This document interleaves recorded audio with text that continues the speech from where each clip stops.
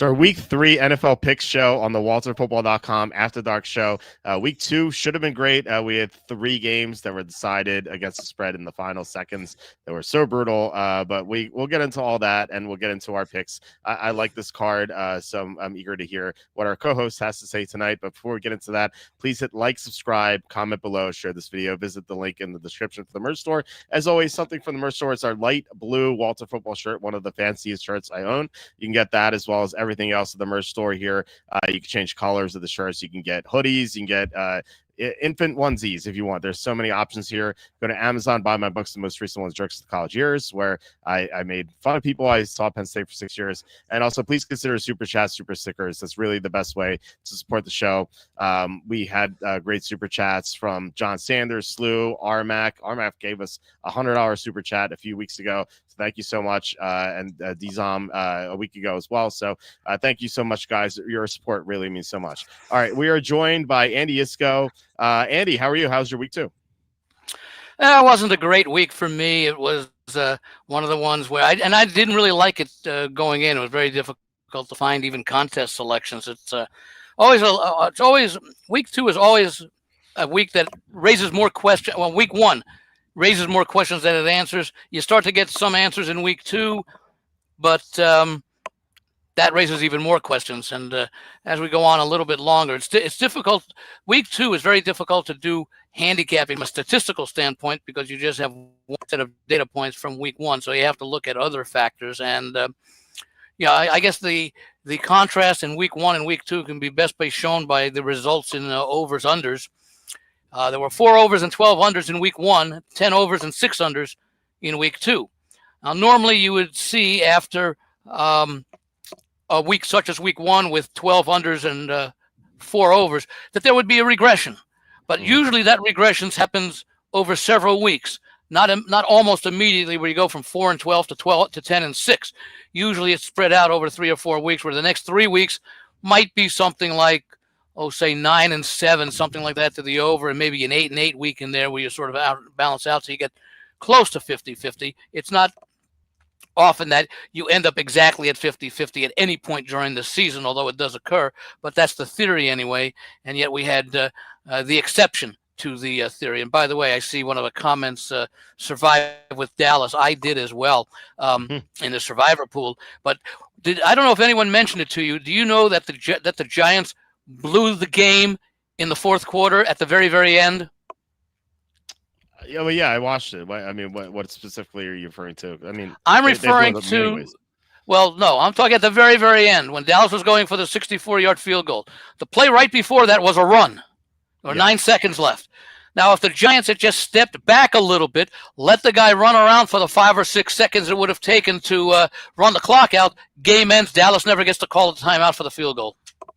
Yeah, we've seen Dallas screw up a lot of last second. That's not one that a lot of people would think of. I mean, you do hear that runners are now taught to, at the very end of the game situation, well, go down, give yourself up on like the 6-yard line or something like that, so you don't go in and have to kick off. But this was a unique situation that didn't involve scoring, and yet the Giants should have played very, very loose and just have everybody backed up about the 10-yard line. Because I think the field goal was 64. Yeah. Inside the 50. So they would have had to do a little bit of running after they snapped the ball, after they handed the ball off, which was a running play. So they would have just had to, open up a little bit of space and let the guy run to about the 20, 25-yard line. As time expires, then Dallas never gets a chance to call the timeout.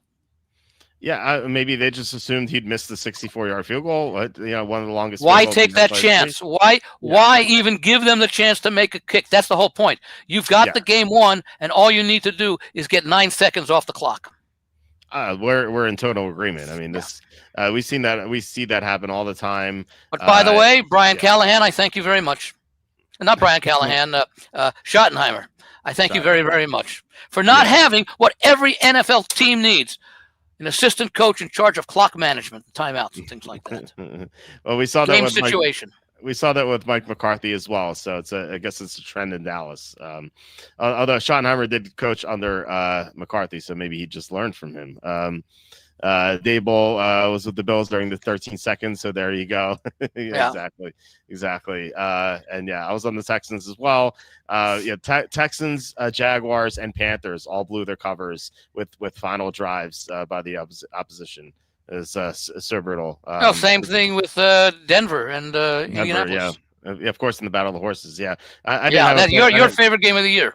Exactly. Yeah, I didn't have a bet on that game, although Tom and I had the Colts in the the Circa Millions. So that got us to 7-3 instead of 6-4. So it was nice. All right, let's get into these games because we have a hard stop time at midnight on the East Coast here. All right, Dolphins at the Bills. This line was 12.5. It's down to 11.5. I think because of a couple of injury news pieces where Matt Milano and Ed Oliver are both going to be out. I still like the Bills, though. I like the much better team on a Thursday night as long as they're focused. And I don't see why the Bills wouldn't be focused in an early divisional matchup. This were like week 14, and they had already beaten the Dolphins once. I could see them just being aloof here. But this is the first time they're playing the Dolphins all year. Even though they're 0-2, I think the Bills are going to be focused. And so, I like Buffalo a lot here. I think this line is too low. I made the 16.5 personally. So I think Miami is horrible. I don't think they have enough time to formulate a good game plan against the Bills. So, what are your thoughts on this game? Yeah, I'm trying to see where it is, where I made this line, but I think I also made it higher than the 12. I made it. I made it 21. Nice. Yeah. So I do like Buffalo. That's probably going to be, even though it's a Thursday game, I could see it being the number one pick in Survivor this week. You look to play. One theory is, maybe you save the Bills for a more difficult game against a better opponent that they should defeat. And the other theory is, it does you no good to save the Bills if you get eliminated in week 6 or something like that, and the game you're looking for is in week 9. So, there are many different approaches to it. Not sure if I'm going to play the Bills. There are a couple of other teams I'm thinking of. We'll talk about it when we get to the Jets-Tampa and the New Orleans-Seattle game, because those are the other ones under consideration. I think, especially with those injuries for Buffalo, I think I like the over in this game. Miami at least showed a little bit of life, that they at least had some interest last week in the game against New England. And, of course, this was the game that I believe Tua was injured last year. I think the game, if I recall, was down in Miami in week 2, if I can recall.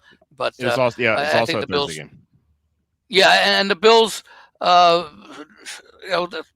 they realize that with Kansas City struggling, and having the win over Baltimore, they've got to be looking to with their sights on the number one seed, and they already accomplished the most difficult part of it, even though it was at home, and that is, and the way they did it in beating Baltimore. And I like the way they came back last week against the Jets. They didn't have any sort of I don't believe really so much in letdowns, but it could be easy to understand if they weren't fully focused. But like a bad effort here, like even a loss here, which we're not talking about, would sort of make the lose the luster on the Ravens game. Not sure I can play this side, but I can certainly play the over. Yeah, you're talking about the Bills and Survivor. I mean, you said wait to a tougher game. Like, they have nothing but easy games. Like, they're the week 4 they play against the Saints, week 5 against the Patriots, week 8 against the Panthers. When do they play the Chiefs? Is it like week 7 or something like that? I think I'm not totally sure, but they had the 4th easy schedule in the NFL. Yeah. That's why I like their over win total.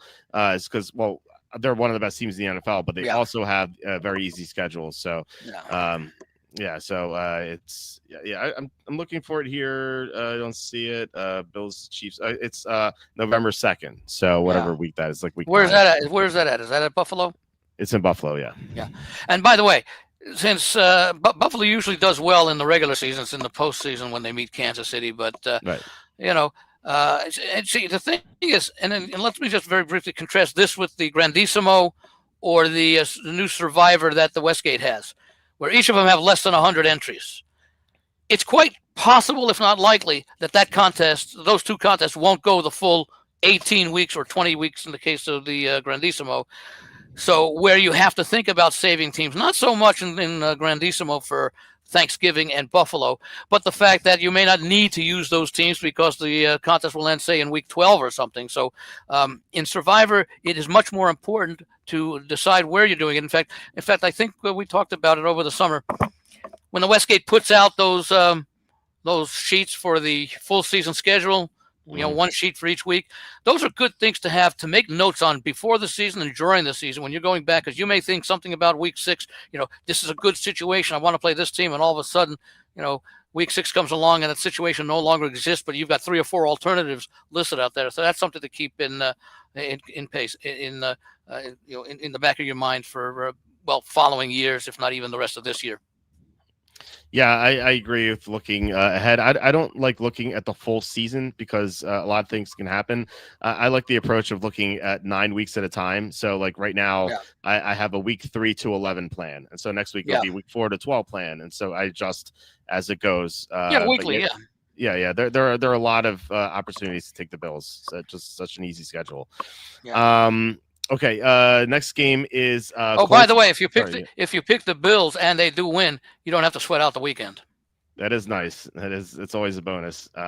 And look, even if you lose, you're gonna lose. You're gonna lose eventually at some point. Maybe, hopefully not. But let me give you. Go ahead. I was going to give a couple of quick stats. I did it yesterday, and I think I have the overall numbers over the last 3 seasons. How often double-digit favorites lose outright at home? And I think it is something along the lines of 7 out of 62. Yeah. So that's that's about 82% that they win.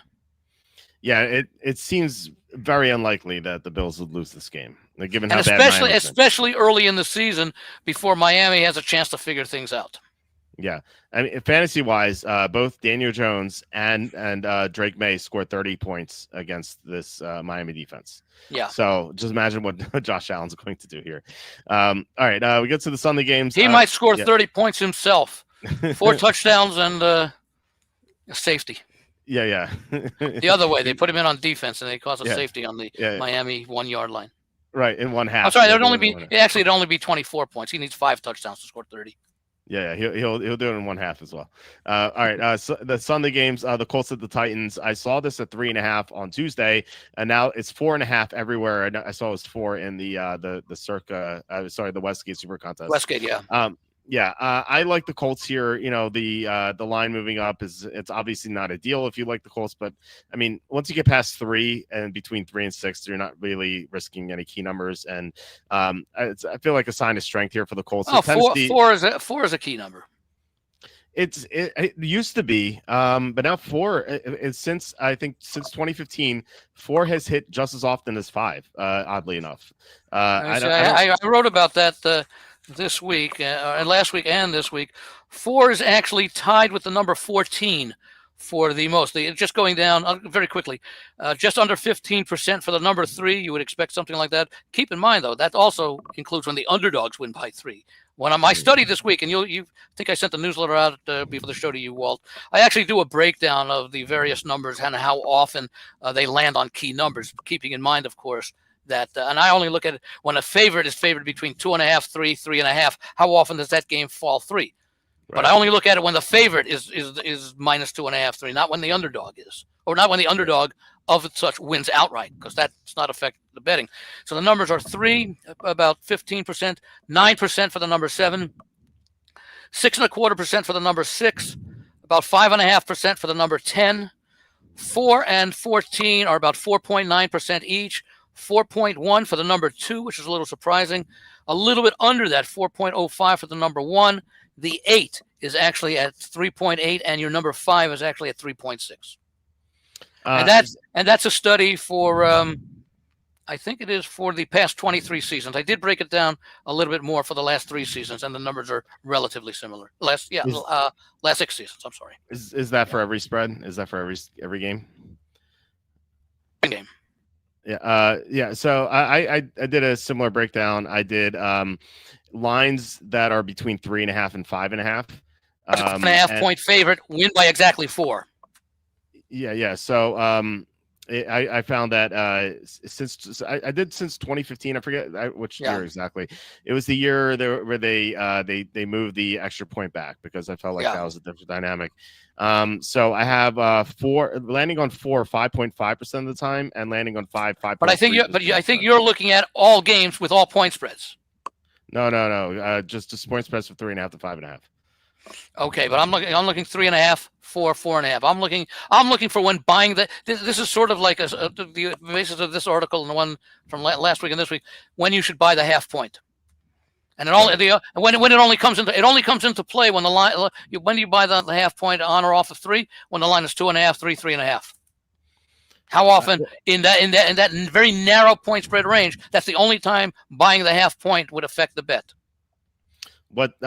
Because if the team wins by 8, your bet is not affected whether you bought the half point or not. And if the team loses outright, it doesn't matter because the point spread didn't come into play. What percentage did you have it landing on 3? I have 17.5. What's that? I have 17.5%. But that's on what range? 3.5 to 5.5. Okay, so you've got a larger range. I've got 2.5 to 3.5, and mine is 14.8, I believe it said. Okay. All right. Well, either way, this game, like I said, I don't mind the movement because it shows a sign of strength for the Colts, whereas, the Sharps are not afraid of Tennessee here, and nor should they be. Tennessee has looked like a disaster so far. I know they sort of kept it close against Denver in week 1, but that was Denver self-destructing, and we saw what the Rams just took it to Tennessee. Cam Ward's on pace to get sacked 93 times. Yeah, he had 9 sacks, 11 sacks, 9 sacks, I think it was. 11, it was 6 and 5 or 5 and 4, one of these. Either way, it's horrible numbers. Yeah. He's not ready to play. The offensive line can't block. The Colts have a good pass rush. The Colts are playing very, very good football right now. I like the Colts here. What do you think? Not a strong opinion, but I like Tennessee. First road game for Indianapolis, so they're switching from the artificial indoor surface to natural grass. It's also the next 3 games for Tennessee are on the road, so if they're going to be in a favorable situation, this would appear to be it. So it's not going to be a strong play. I like the fact that it's gone up a little bit, but I will have a little play on Tennessee. You mentioned where they lost. They lost at Denver. Denver was a 10-win team last year, made the playoffs. Yeah. They lost at home at where did they lose last week? They lost the Rams at home. Yeah, to the Rams, right? That was one of their home games. Their next 3 are on the road. And the Rams were a 10 or 11 team in the playoffs. Now they're going up against Colts that was a 9 and 8 team, but still not in the class of a playoff caliber team. Although again, it's the first 2 weeks, and you get a good impression. But keep in mind, again, the games are at home. But it is Tennessee, and they do have a lot of issues. But I would expect a better effort out of them being at home. And knowing that the next 3 are on the road, and I would expect them to continue to work on Cam Ward and his impression of Caleb Williams. Yeah, I think it'll be better after the bye, after week 10 bye. And also, don't forget the Colts won the Battle of Horses, which is maybe the most impressive win of the year. I'm kidding, of course. All right, the next game is Falcons at the Panthers. This line is 5.5. There's a 6 at BetMGM, so maybe lock this in if you like Atlanta, because some other sports books might start to copy that. I like Atlanta here. I see no reason to take Carolina. They really should have gotten blown out last week. They were down 27-3, and then Arizona just fell asleep at the wheel. Second week in a row, they did that. They nearly lost the cover to the Saints, and they nearly lost. And they nearly lost the game last. They nearly lost the game last week too. Yeah, that was my survivor pick, Arizona, and they made me sweat it out. They converted Carolina converted a 4th and 16 to someone named Bryson Tremaine, and that was the covering drive, which is so tilting. I was so angry about that because I would have been like 8-2 in one of the contests or something, but regardless, Atlanta's such a better team. They can rush the passer now. They added Leonard Floyd and those 2 edge rushers from the first round, which really help. The running game is going to be key here. Like Bijan is just someone the Panthers can't deal with. The Panthers have injuries on their offensive line too. Their defense is atrocious. Bryce Young is playing poor football right now unless it's garbage time. So unless this is another backdoor cover, I feel like Atlanta should be able to win easily. So who do you like here? Yeah, I'm also on Atlanta. Not a very strong conviction play. It is the first home game for the Carolina Panthers, and hey, they went to to their credit, they did show some spunk last week against the Cardinals. You like to see that in a team that is being outplayed and not expected to do much. Maybe it gives them a little bit of confidence, and especially going back home for the first time. So I'm a little bit concerned there. But again, you look at the quarterback play, horrible again. Yeah. Yeah, it's awful. We had a question, a fancy question. So we have. By the way, let me just answer. Yeah. I also do like the under in that game. Okay. We have a midnight hard stop time, so I'm not like answering everything. Maybe at midnight when Andy signs off, I'll answer some comments. Trade Kenneth Walker and Swift for Chase Brown. Chase Brown without Burrow is different than Chase Brown with Burrow. He's not with Browning. Yeah. Yeah. He's not going to. Chase Brown's not going to see his. He's going to see more. Although to be fair, Browning's been with them for a few years, so he's had some reps in practice. Yeah, and played a few games. Yeah. But Chase Brown's going to see more men in the box. It's not ideal. Carolina versus Atlanta, battle of the Munchkins. it's a good one. Anyway, all right. Next game, we have Raiders at the commanding Redskins football team. Washington is -3.5 here. We don't know about Jaden Daniels' status. It sounds like. I'm sorry. What'd you say? What'd you say the line was? What was the line you said? -3.5. Okay, it's actually down to 3 a lot of places here in Vegas. Okay, interesting. So sounds like Daniels will be out. I saw a report saying 2 to 3 weeks, but then I saw something saying he's questionable. So I don't really know who to believe, but the line says he will be out. If he's in, then kind of just a free square on Washington in the contest. But if it's Mariota, I do have interest in Washington. I like good teams playing with their backup quarterbacks. They tend to step up, and the Raiders are in a tough scheduling spot. They played on Monday Night Football in the West Coast. Now they travel to the East Coast. Back to back West Coast to East Coast travel. Yep. Yeah, a lot of mileage here. We talked about how the West Coast team playing on the East Coast at 1 o'clock was so overblown. In fact, like it's actually profitable to bet those teams because I guess the lines haven't adjusted. But here it's a special case because the Raiders are coming off the Monday night game. Also, they can't block. That's Washington also has had the extra rest. Yep. Exactly. The Raiders can't block either. That's a big problem. Ashton Genty, I saw, is dead last in the NFL in yards before contact, which he is like a negative at 2.7 yards per rush. Yeah. And his longest rush this year, I think, is 13 yards. Yeah. His average yards before contact is -0.1, which means he's getting hit as soon as he gets the ball. Right, he has no chance. Yeah. He has to make jukes in the backfield as soon as he gets the ball. The Raiders' offensive line is so bad is they can't pass protect and they can't open running lanes. That's balance, not the kind you want. Exactly. Yeah. So I'm looking to fade Washington. I'm looking to fade the Raiders. I like Washington here. What are your thoughts on this game? Yeah, this is one that I played earlier today at -3. Nice. And Mariota has some experience. He's been with the Washington team. Limited play last year. I don't think he started any games, but he got like 44 attempts or something, and so he is familiar with the system. For example, Tyrod Taylor, who is very similar in his situation this week with the Jets, but it's a new regime for the Jets this year, even though Tyrod Taylor was part of the team last year. Yeah, Mariota played. He didn't start, but he played a big chunk of the Carolina game, and that was a blowout. Do you know which sportsbook you laid the 3? Do you remember? Let me call it up here because I think it was because I looked at so many of them today. Let's see. I think Westgate was at 3, but there was some vig there. I think the other place was South Point is at 3, and I didn't play it there. But I think it was, it had to be West. I did it on the app, so that's one of the apps that I use. So, okay, so Cassandra says the Redskins are not a good team without Daniels. I don't know. I like their defense. Defense was pretty solid. It for the most part, it held the Packers in check. Like the Packers didn't score that many points. They have a good offensive line with Tunsil. Yeah, that's true. They have Tunsil on the offensive line. It's a good blocking unit. They have Debo. They have McLaurin. Like they have good pieces. Like I don't think they're a bad team at all. Do you agree? Do you think the rest of Washington's good without Daniels? Andy? Well, we'll find out, but I think that there's enough talent around him. You got Quinn, who's a defensive coach now in his second year with the roster, and they have shown some signs.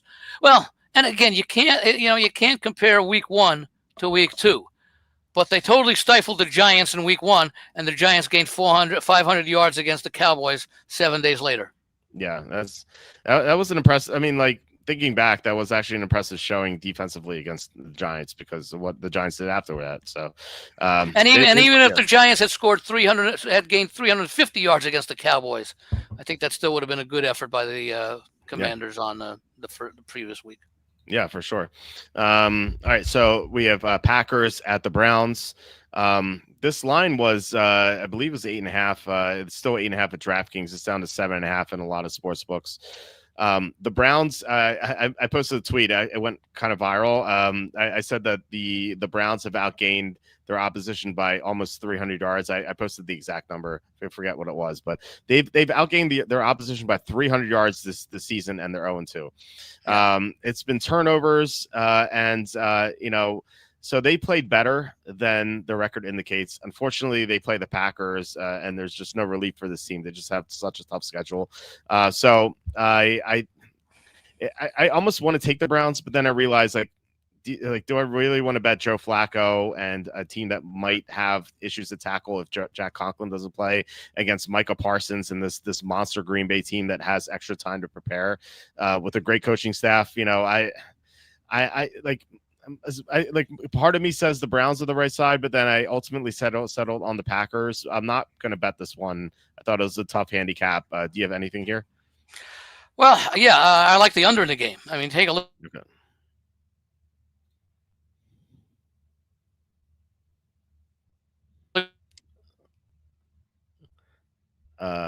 Andy, did you? I think I lost the you. Teams that these teams both played. And I seem to be fading in and out. Yeah, you broke up there. Can you talk about that again? Yeah, I'm having some connectivity issues here. I don't know what the problem is, but I was saying that I do like the under in this game. Both teams allowing under 4 yards per play. And I do like the Browns in this spot. I took them +8 earlier today.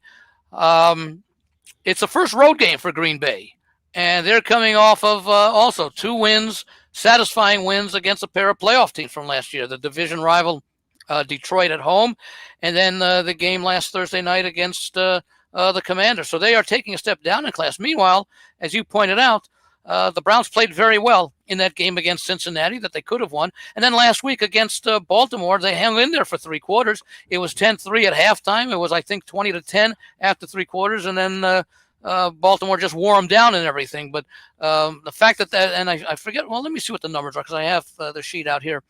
You talked about the edge that Cleveland has.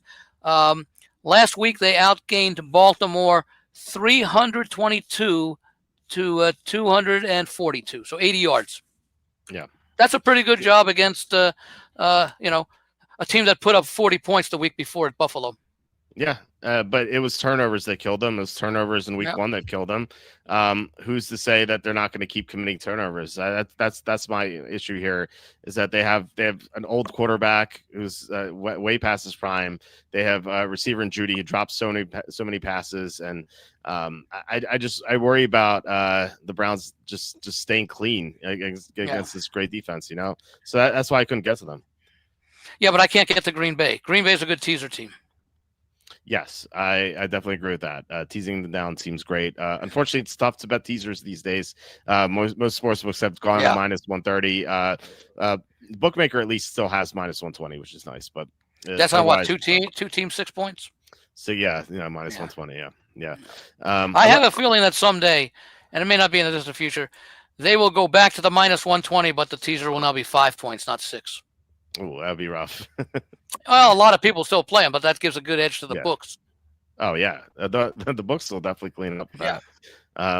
Okay. Most people, I don't want to say uneducated, but casual players or whatever who don't put a lot of thought and know the numbers and everything would say, what's 1 point?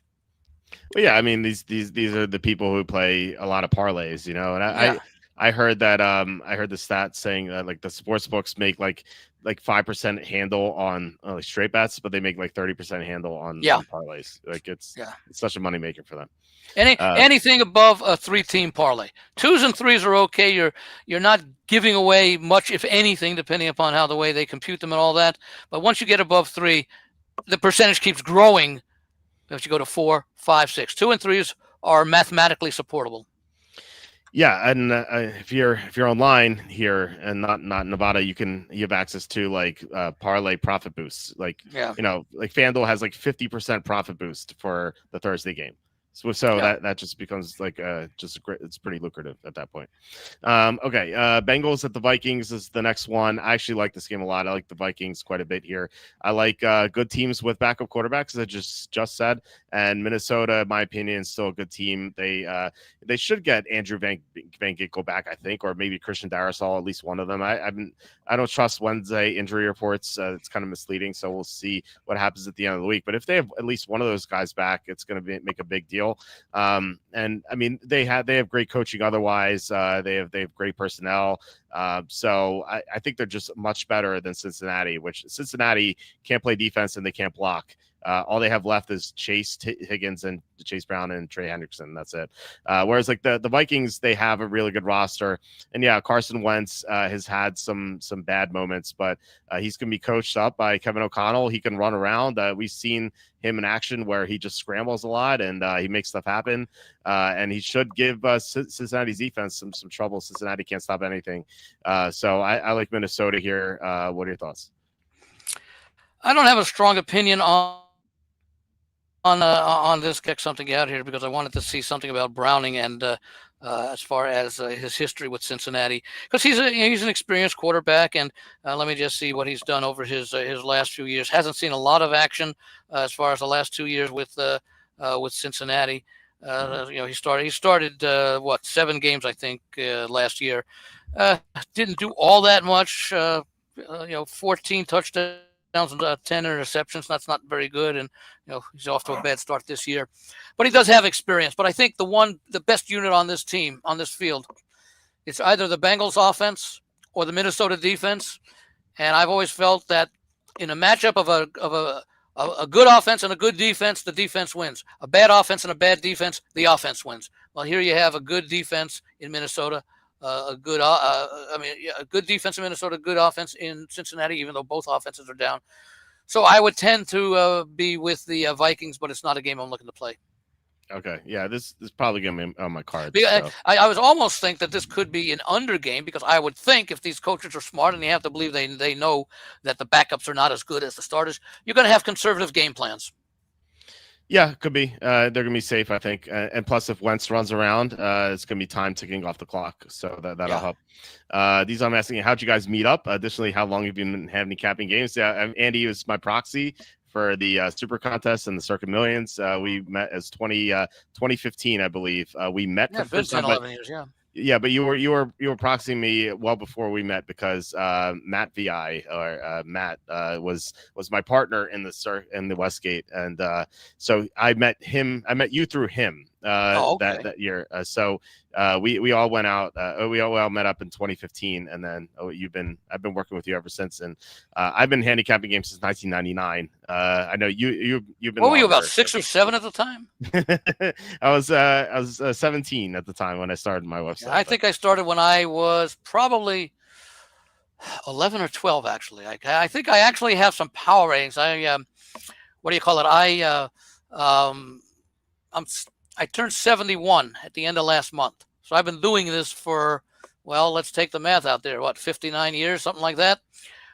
So I remember when I was about 11 years old, I started keeping power ratings in the NFL and the colleges. I'm not sure where my NFL ones are, but I still have my original sheets from the colleges. That's awesome. I used to do like stats and stuff for basketball because my dad loved Maybe basketball. The Smithsonian will want them one day because they're not political. yeah, right, exactly. So it's been a while for both of us. And you've been in Vegas since 1990, I think, right? 91, yeah. 91. Okay, yeah. So this is my 35th year in the Westgate Super Contest, and I've used 35 different aliases. That's awesome. This is the first time I ever used an alias twice, and I did it in the Circa contest.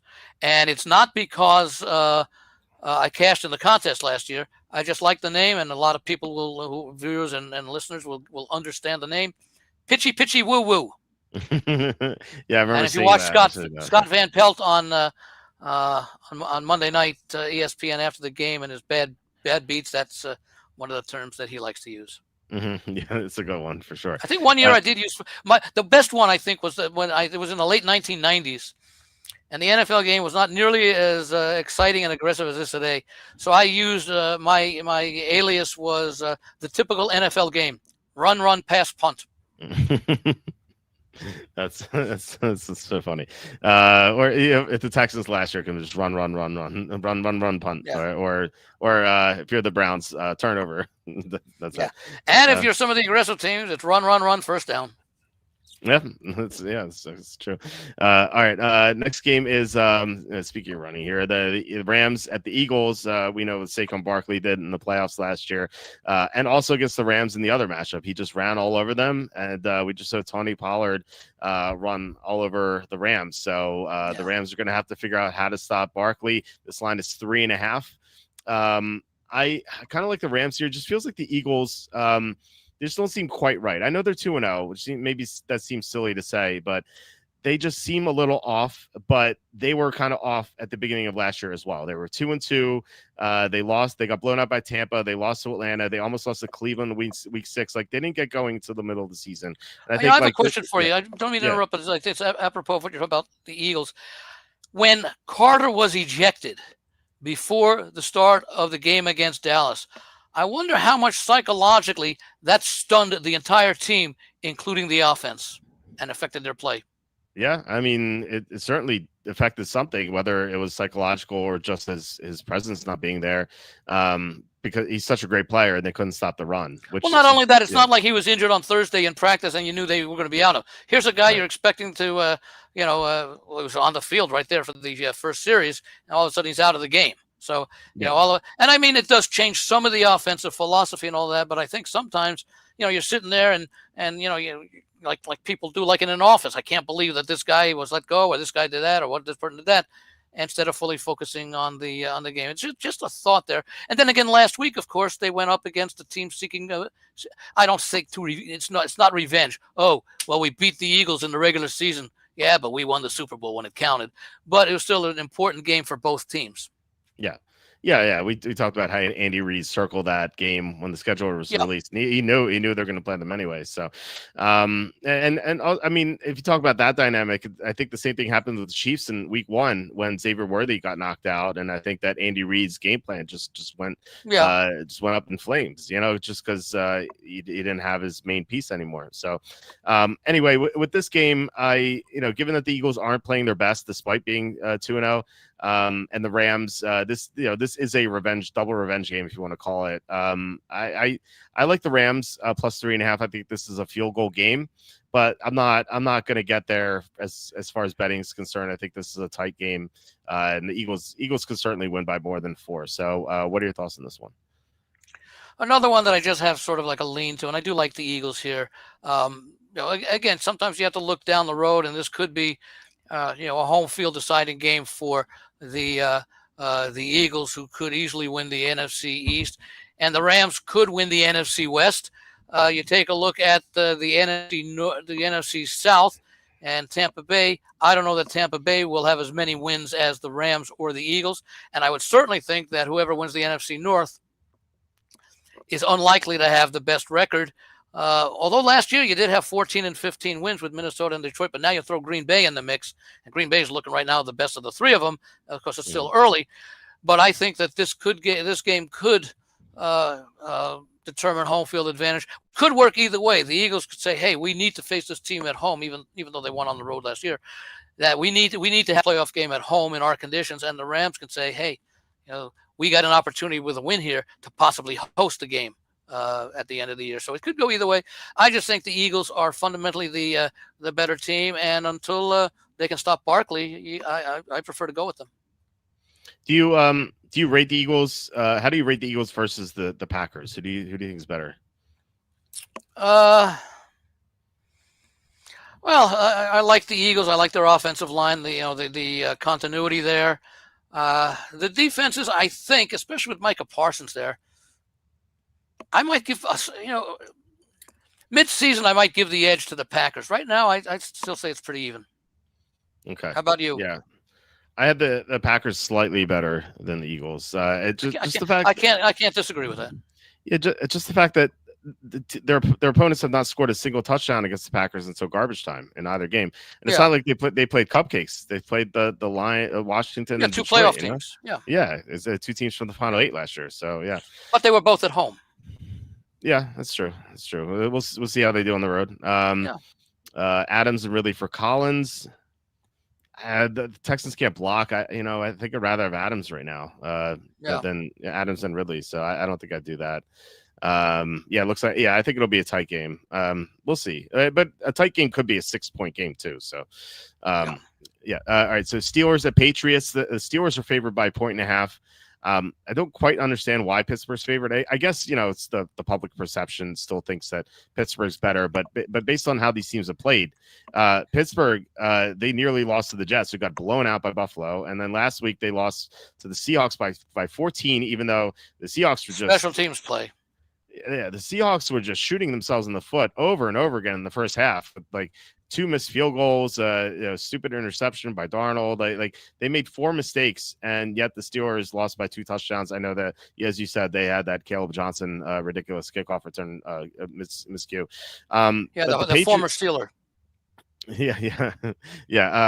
Caleb, just I don't understand what he was doing there. But I think the Patriots might be the better team. I'm not quite sure. We only have a 2-game sample size, but I think they might have the better personnel just because Pittsburgh can't block and Pittsburgh can't stop anyone. Whereas the Patriots can at least block a little bit and they can stop. Yeah, have you seen the Patriots' defensive numbers? They're just as bad as Pittsburgh's. They're pretty bad. Yeah, we were talking about that last night. Kenny and I, our fantasy guy, we got into a big debate on the Dolphins, a very heated exchange, and I kept saying, look, the Patriots, they couldn't stop the Raiders in week 1, and so because he was saying offensively or especially defensively against the Raiders. Yeah. So he was saying, the Dolphins played well week 2 against the Patriots. So I'm like, well, the Patriots can stop Geno Smith. And we saw what happened to Geno Smith against the Chargers. So I still think the Patriots are better. I trust Drake May, despite being a rookie, more than Aaron Rodgers at this point. He's 41. May can at least run around. And I think that's going to be key here. So I like the Patriots a little bit. I don't know if I'm going to bet this game. I probably won't be, but what do you think? I like the over in this game, again, because of the poor defensive showings by both teams. Rodgers is still a capable quarterback. I think he can beat a team like the Patriots, who are still trying to find their chemistry together. It's only their 3rd game together under Vrabel, and adjustments are going to be needed. And again, the fact that Miami, and I don't know that you could really take too much out of the fact that they could do absolutely nothing against Indianapolis, and they actually came to play against the Patriots. I've always liked Tomlin as a coach. He sometimes makes some curious decisions, like the time that he always started every game going for 2 after the first touchdown. I never understood why that was important, but in any event, because I don't think he does it anymore. Anyway, if I were to play the game, I would lean to the Steelers. Okay. Not a strong opinion from me there. All right, so Jets at the Buccaneers. This line was Buccaneers -7. There's still some 7s out there, but it's fallen to 6.5 in some sportsbooks. I think 6.5 is the line at the Super Contest. So this just doesn't seem like a good spot for the Buccaneers. They're coming off a Monday night win in which they prevailed at the last seconds. And so much like they did in the opening game against Atlanta. Yeah, but this is short week now, whereas the last week they had more time. Now they have 1 fewer day or 2 fewer days. By the way, when you talk about more time, the fact that the Bucs played 1 day later than the Jets, I have that offset by the fact that the Jets are traveling and they're giving up the practice and preparation time that they would normally have if they were at home like Tampa Bay is. Although Tampa Bay had to travel home after the game, although that was only up, where was it, in Houston? Houston, yeah. So, not like a long flight or anything, but if you look at how teams have done after Monday Night Football, it is close to 500. It's like 346 and 358 against the spread. So like it's pretty negligible a little bit, but I still think it's like might be worth like a half a point or something. But yeah, it's interesting. Take that you had there with the road team. I'd like to research that personally, but I'm leaning toward the Jets here. I know that Justin Fields has been ruled out, but Tyrod Taylor he's a good backup. He's had some nice wins. He had that performance against the Giants or with the Giants against the Bills 2 years ago, where he lost 14-9 as like a 2-touchdown underdog. And he's had some good performances otherwise, and he's not like well, he lost 14-9 as a 2-touchdown underdog. That says something about the defense that played behind him, because scoring 9 or 14 points isn't going to win you many games. Yeah, that's true. The Buffalo defense was tough though. So I don't know. I mean, plus like think about how bad the personnel is on the Giants. So he's at least like a functional quarterback. This is not like Clayton Tune starting or anything. I at least have some faith in him. And Tampa's defense took a hit with Kalijah Kancey out, and Tampa may not have either tackle. Tristan Wirfs is a question mark right now, and Luke Goedeke, who they lost in the Houston game, he's going to be out. So this Tampa team might be exhausted and they're banged up. So I like the Jets here. It's not like one of my favorite plays, but I'm leaning toward maybe a small bet. What do you think here? Well, I will say this is the first road game for the Jets. They opened at home against Pittsburgh and Buffalo, both playoff teams from last year.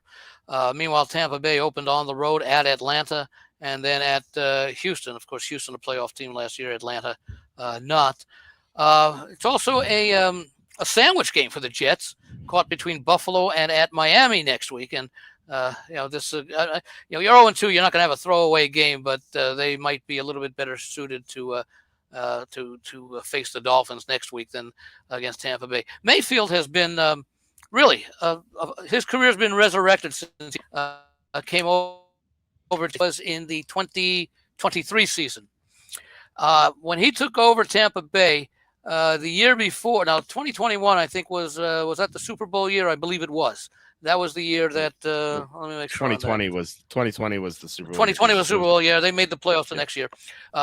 Anyway, in 2022, the year before Mayfield came aboard, Tampa Bay averaged 18 points per game. The following year, 2023, his first year with Tampa, the offense or the team averaged 21 points. Last year, that improved to 29 points per game. So Tampa Bay did show some offensive ability, and I would think that they are taking a step down in class this week in facing the New York Jets, who they really played decently. They deserved to win that game against Pittsburgh. It took a 60-yard field goal in the final, just over the final minute to beat them, and then they were just outclassed by Buffalo. I don't know if they could be outclassed by Tampa Bay. They are going against their I think they may have already met before then. Not a game I have a strong feel on, but I like Mayfield. The players believe in him. Godwin may be cleared to play this week, which would be a plus. It's a big number to be laying. I prefer to lay it rather than take it, but I think the way I'm going to play it is I'm going to have Tampa Bay in a teaser. Because keep in mind, Tampa Bay, they're 2-0. The wins were won by 3 points in Atlanta and 1 point at Houston. But then Atlanta and Houston are better teams than the Jets. Yeah, I'd say so. Yeah, especially with no Justin Fields too. Speaking of travel, do we have any substantial data on teams traveling to Europe? I found that big favorites heading into Europe usually do poorly. I.e. the Jets last year against the Broncos, who hadn't found their footing yet. They didn't come. Well, the only problem with that is, but the only thing to keep in mind when you say that the Jets did poorly against everybody. In other words, it's like people used to. I may have said this last week, but I know I say it a lot of times. Tampa Bay used to have a horrible record when the temperatures were below 32 degrees. Well, they had a horrible record when the temperature was 78 degrees. Yeah. Bad teams will play badly in most places because they're bad teams. Yeah, that's true. It was one example. Statistically, it sounds like a nice statistic, but you've got to think about it and put it in its proper context. Yeah, that's true. That is one. And I don't mean you. I mean people in general have to do that. I know. I found that over a larger sample size, the big favorites have not covered, but neither the Vikings nor the Steelers are big favorites here. So can't really dig into that, but it might come up later in the year. All right, Texans at the Jaguars are next. So the Jaguars are 2-point favorites. I really despise this game. I wish these teams were playing other teams so I can fade both of them. I don't really have any faith in either. The Jaguars just embarrassed themselves last week against Cincinnati. Like, they were handed the win on the silver platter with Burrow going out in the second quarter, and their offense just self-destructed. Lawrence is their problem is that Trevor Lawrence wasn't injured. Right. Lawrence, he's had a horrible first 2 games. Yeah, and against Carolina and Cincinnati's defenses, it's not like he's played tough defenses, and you could maybe. I originally tried to make a case for the Jaguars in this game, even being favored. I just can't. I mean, the Texans still have a decent roster. Okay, yeah. Stroud, he hasn't looked good. I think he played decently in one of the games and not so decently in the other. But then again, who did Houston play so far this year? The Rams and the Buccaneers. So two tougher opponents than the Jaguars have faced. Yeah. So and they're 0-2. They're defending champions. They realize now that they may have competition from the Colts. Yeah. And they don't. By the way, I don't like the fact that they go back to 1980 or 2000 or whatever when they say teams that start 0-2 don't make the playoffs. Except for the last few years, I want to know how 0-2 teams have done the last 3 or 4 years since they went to 17 games and increased the playoff field. Yeah. Come on, people. You'll report that stuff. Again, context. I mean, there have been OT teams that have won the Super Bowl. The Cowboys that Nemeth held out, or the Patriots when Brady took over. It's happened. 2021, the Bengals are 0-2, and they went to the Super Bowl. They didn't win. Did Brady start 0-2 when he was on that suspension? Deflategate?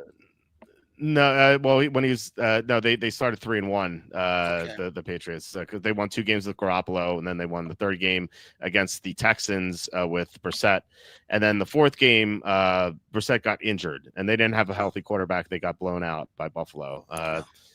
So Cassandra loves the Texans. I'm going to be on the Texans too. More and more, I'm going to be on the Texans. Let me see what the number is in the Super Contest. The Jaguars are favored by 2.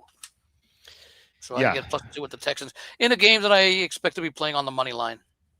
Yeah, I wish we got the full 3, but I guess there's a reason we're not getting the full 3. I'm glad we're getting anything. I honestly think Houston should be favored in this game. Yeah, I can't argue that. I think they're definitely better. I think, and they face tougher competition. The Jaguars were very unimpressive last week. They did win in a blowout against Carolina, to be fair. But it was 14-9 at the Rams on the road for Houston, and 20-19 game Monday night. Yeah, which they were up 19-14, and another one of those games that we could have covered and we didn't. This is a very tilting week. All right, we go to the late afternoon games. The Broncos are at the Chargers. The Chargers are -2.5 or 3, depending on where you look. Despite the Chargers being on one day of one fewer day of preparation, I'm inclined to take the Chargers here. They've just been so impressive. And I know Khalil Mack is going to be out. By the way, keep in mind, this is also their first home game because they started the season in Brazil. Yeah, exactly. Yeah. So they've had 2 impressive wins. They beat the Chiefs on a neutral field, and then they clobbered the Raiders. That game was not even remotely close. It's hard to say it was an impressive win other than the way they went. I'll tell you what was very interesting, and I liked the over in the game, but that third quarter gave me no chance. There were 2 possessions in the third quarter. I think the Chargers took off 7 or 8 minutes and got a field goal, and then the Raiders took off 7 or 8 minutes. I think it bled into the early fourth quarter, and they got a field goal. So you had 15 minutes with only 2 possessions. Yeah, the Raiders, who were down multiple scores, they took an 11-minute drive. And it's just lollygagging down the field. No sense of urgency. No sense of urgency. Yeah. It's very, very surprising from a Pete Carroll team. I thought he'd be coaching them better, but maybe it's Geno Smith. The offensive line. Like I said, they can't create lanes for Gentry, and they can't pass protect Geno. Yeah. Bowers can only do so much, and Crosby can only do so much. What's that? Yeah. Bowers is open for a touchdown. Geno just missed him, and Dante Thornton was open a bunch of times. I saw he didn't. I'm with you on the Chargers. by the way. And I do like the under. I do like both defenses. Okay, yeah. Jim Harbaugh is just outstanding right now as a coach. Give him One the of the coach best of the coaches. year already. Already, yeah, They're exactly. going to the Super Bowl. Yeah, I'm sort of, I still like the Ravens more, but I'm leaning that way too, as a possibility. Yeah, so we both like the Chargers here, and Harbaugh treats these divisional games very importantly. Like he views them. I say it every time we talk about him. He took the 49ers to this. I think they were what, a 5-team, I think, when he took over. He got into the playoffs the first year and into the Super Bowl in year 2. Yeah, he's just a good coach. I mean, he revived Alex Smith's career. Like Alex Smith was seen as a huge bust, and he began playing well under Harbaugh, and then eventually Andy Reid too. All right, so we have Saints and Seahawks. Seahawks are favored by 7.5. I think there are 7. Might be the number one survivor pick this week.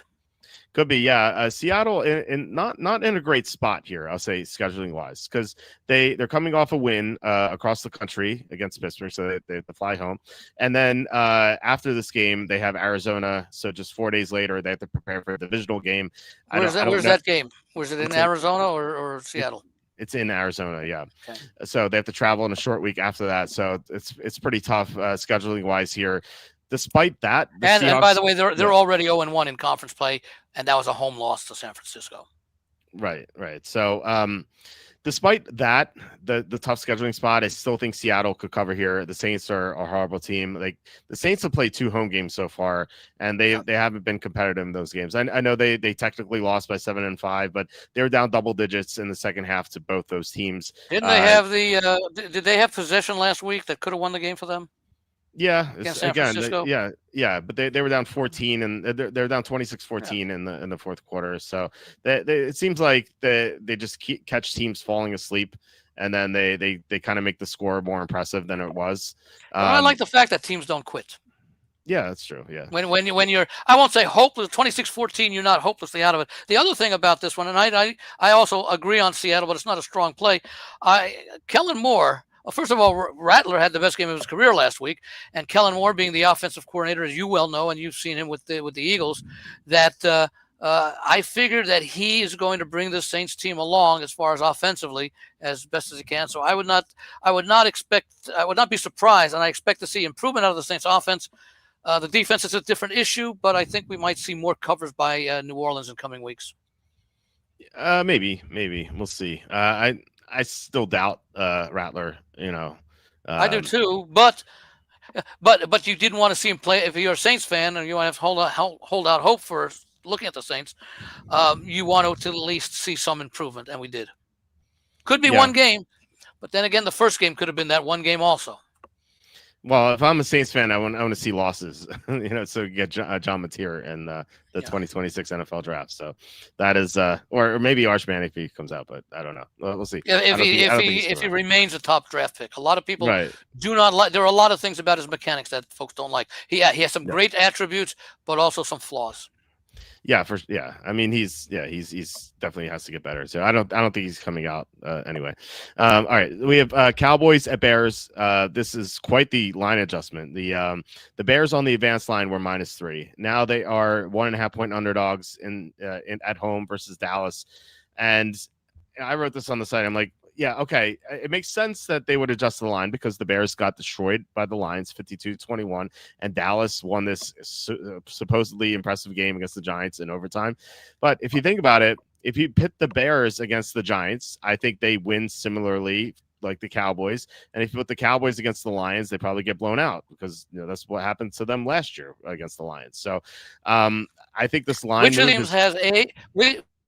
of these teams has the better quarterback, the better defense between the two, a better offense between the two. Let me put it that way.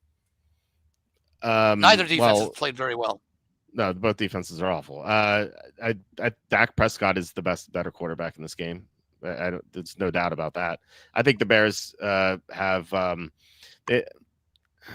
was about to say they have a better running game, but that's not true. Better cheerleaders. I don't know. Maybe that's worth something. I don't know. I don't know. They keep showing the Dallas cheerleaders all the time. I wouldn't complain. Yeah. Dallas is coming off an overtime game which I looked this up. Now, I don't like trends. I just thought this was interesting. Teams that don't have a winning record coming off overtime wins are 36-49 against the spread the following week. And they're traveling as well, so they could be a little. Oh, wait a exhausted. minute. Wait, they are losing teams, losing records. Teams that don't have winning records. So 500 so they could be or 2-2. Okay, 500 worse. Yep. 500 worse. So it should be 36-49. It probably includes more teams with losing records than 500 records. So I wouldn't be surprised if they have a losing record that they would lose the next week. Yeah, that's true. Well, I'll punch in 500 records and see what we get, but not actually over 500 records. Well, that I'm sorry, under 500 records. Well, teams that are exactly 500 coming off overtime wins are 9-16 against the spread the next week.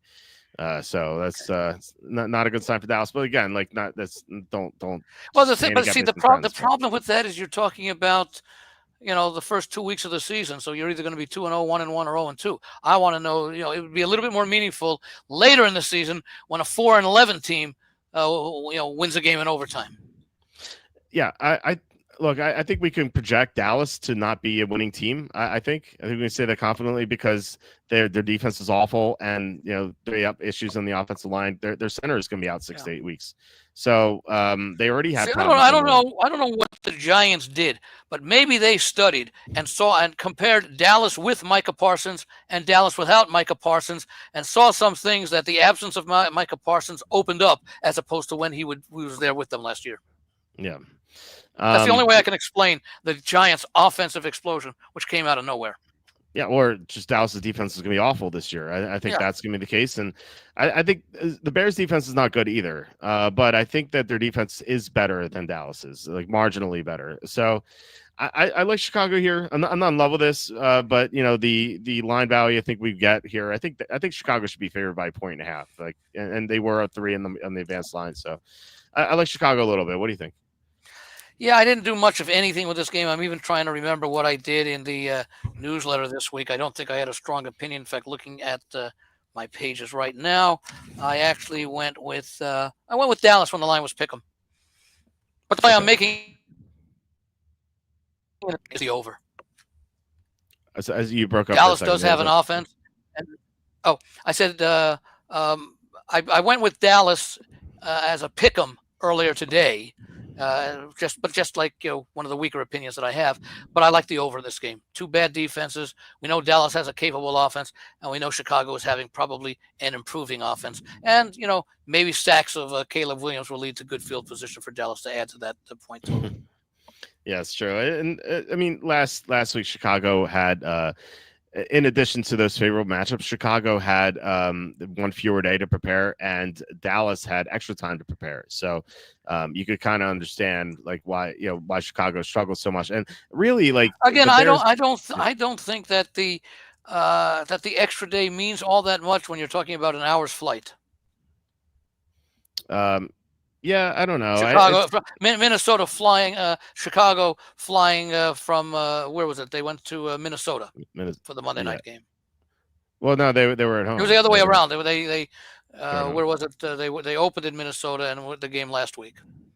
The home game against they were at home. Yeah, they were at home. They were home against Minnesota, and then they flew to Detroit. Detroit.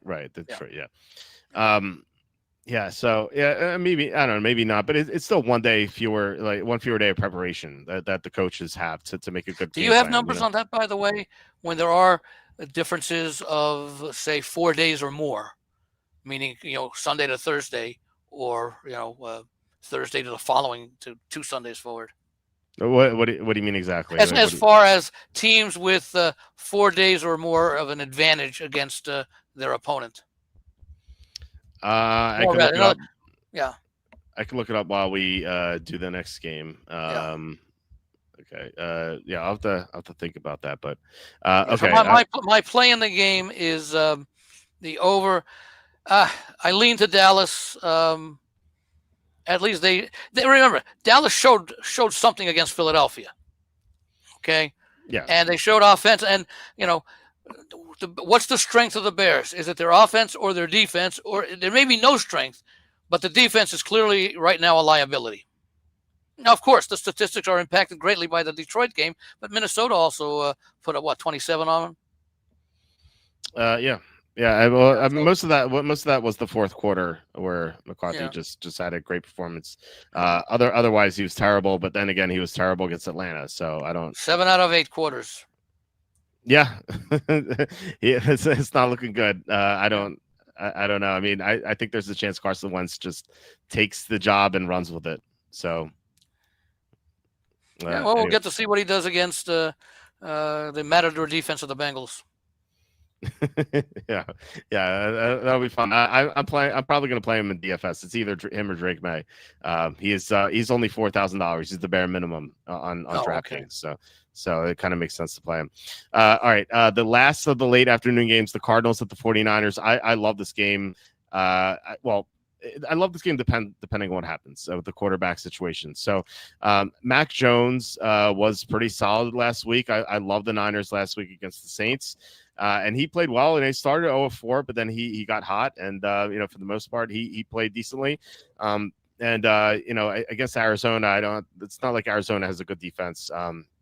They played the Saints and the Panthers so far, and it's not like their defense has been like overly dominant in those games. So Mac Jones should be able to move the ball pretty well. There's obviously still has McCaffrey there. Juwan Jennings looked healthy last week for the first time. I love Pearsall still. The offensive line still has Trent Williams. So this Niners team should be able to score a lot on Arizona, whereas Arizona's offense, man, I don't know. With Kyler Murray, he's not that good. Like, he's a good runner, but like as a thrower, it's simple. I give the 49ers defense the edge over the Arizona offense. You give you give Arizona's defense the edge over the Niners offense? No, really? The 49ers offense the edge over the Arizona defense. Okay. Yeah. We definitely and also the 49ers defense the edge over the Arizona offense. Yeah. The Niners are the better team here. Yeah. And they're only favored by 2.5, and I think it's their first home game. Yeah, exactly. So I think that people kind of I think this line's only 2.5 because people disrespect Mac Jones so much, and based on the past, you could maybe understand that. Like I saw a meme saying like it was like Peter Griffin. I don't know if you ever watched Family Guy. It was Peter Griffin. Oh, sure. Yeah, it was Peter Griffin like throwing up because it said like. I still remember when they went to Tom Brady went to England to get some of the palace guards for the Patriots way back when. right. So it was Peter Griffin throwing up, and it said like Spencer Rattler versus Mac Jones. And I'm like, it's not really fair. Like, Mac Jones is a first round prospect. He's been in so many bad situations, and now he's getting coached up, and now he has like good talent around him. So it's not a surprise that he's playing well. There was news today, however, that Brock Purdy might be ready for this game. Now it might be Kyle Shanahan just playing games with the media. I'd rather have Mac Jones just for this 1 week because we don't know. I would too. I'd rather give Purdy the extra time to heal a little bit extra because this should be a winnable game with Mac Jones. Right. They rush back Purdy. He's not going to be healthy. At least we don't think so. So I don't want to back an injured quarterback. But if it's Mac Jones, I'm very comfortable here. So, I love the Niners in this game. One of my top plays of the week. Do you like the Niners? I like him as well. Taking a look at the comparisons between the 49ers and the Saints, the 49ers, both teams played against the Saints. Saints gained 315 against Arizona. They gained almost the same, 307.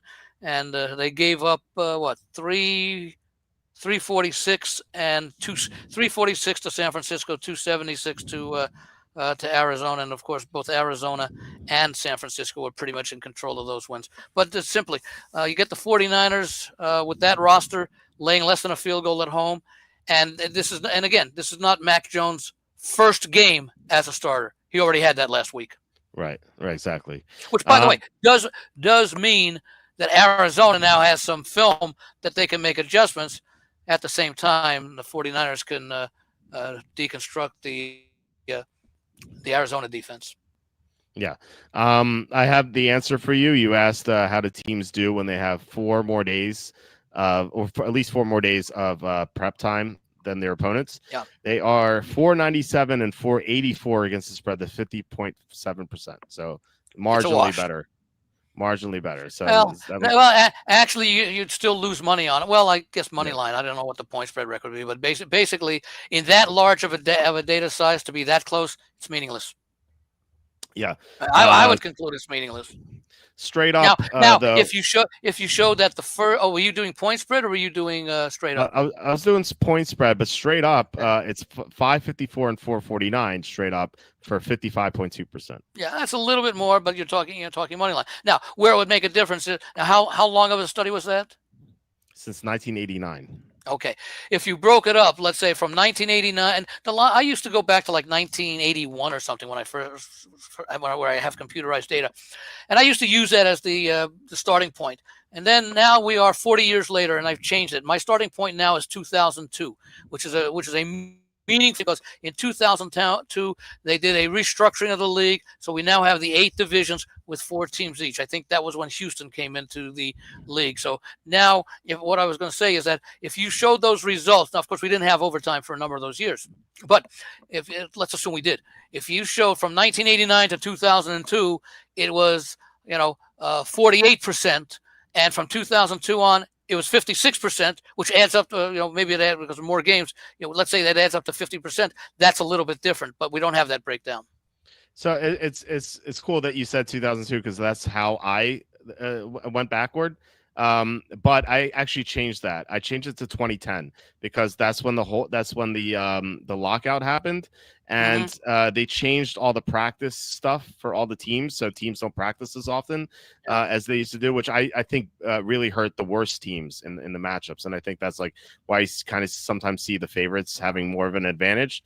So if I were to say, the reason I just do it, let me explain the reason. It's got nothing to do with those, even with the rule changes, because they affect everybody. The lockout affected everybody. What does not affect everybody is the scheduling dynamics. And they have been consistent since the only change in scheduling dynamics occurred when they went to a 17th game. But we've had the same scheduling format since 2002. As far as the divisions, you play 6 games against common foes.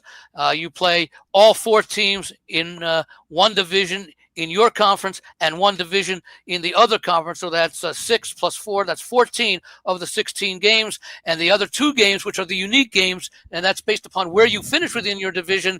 And you play like the second place team in the AFC East. If they play all 4 teams in the AFC North, that unique game for the second place team in the AFC East would be against the second place team in the AFC South and the AFC West. So there's just a lot of symmetry as far as basically 14 of the 16 games, now of the 17 games.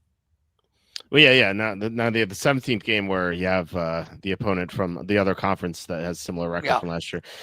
So I just said that like 2010 because I thought that less practice time benefits better teams, because worse teams need more practice to get a good game plan going against the better teams. Like the players need to improve more. But by the same token, then you could also have to include injuries, which are very difficult to do on a game by game basis retrospectively. Yeah. Nevertheless, since 2010, so teams with 4 more days of prep time, at least, are so against the spread. It's a little worse. So it's actually a losing proposition. 243 to 243 and 244 against the spread. So 49.9%. However, straight up has remained the same. 55%. It's 278 then 220 straight up. Okay. A little interesting. Yeah. So. Yeah, but you said, that was since 2010, but the longer period of time, you said there was a significant difference between the straight up record and the point spread record, if I recall correctly. Yeah, well, the straight up record has remained the same. It's 55%. Yeah, right. But the ATS dropped from 50.7 to 49.9, which less. I mean, it's less than 1%. So what did you say? 50.7 to 49.9. That's irrelevant. I won't say irrelevant. It's insignificant. Yeah, exactly. Yeah. If you're betting $100,000 a game, that's a big difference. Okay, but just in terms of the overall points, I'm trying to recall when the overtime rule came in. I want to say it was the early 90s. It may have been earlier than that. I'm not quite sure. I'm going to go ask Google. Okay. All right. Okay. Okay, Google. When did the NFL institute its overtime rules for regular season play? Did it give an answer? Oh, the NFL instituted its I was way off. Overtime rules in 1974. Okay, that's all. That's 50 years ago. 51, 52 actually, because this is the 52nd year after 1974. Yeah. Starting in Okay. 1974. But no, and I think really the only major change was when they went, and I didn't like the change, but it's all about player safety. We're not going to do anything about Thursday night games, but we're going to shorten overtime from 15 to 10 minutes. Wow. We only have 11 minutes. So I Yeah. don't think they should even have an overtime. I think they should just keep playing. Like just like if the time expires in the fourth quarter, just keep playing, and the next team to score wins. Like why are we going? You mean just continue the game from Yeah. from 0-0. If the Cowboys had the ball on their own 35-yard line, the overtime starts with the Cowboys having the ball on their own 35-yard line. Yes. Yeah, I have no problem with that. Yeah, I don't. It seems so overly complicated with these overtime rules. Just keep the game going, like it's sudden death. Just keep it going. Yeah. You can have like a timeout to get everyone prepped, but yeah, just keep the game going. Okay. Do we have 2 games left and 11 minutes? By the way, just a quick aside. Don't do what baseball did and put the runner on second. Okay.